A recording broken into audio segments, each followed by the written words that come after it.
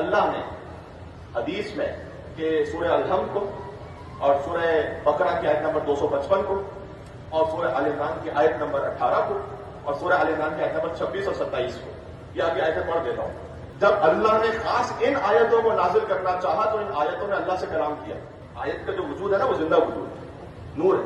اللہ ہم سے کلام کیا, پروردگار یہ اتنا قیمتی خزانہ ہے تیرے عرش پر, تو ہمیں کن گناہ گاروں کے درمیان بھیج رہا ہے.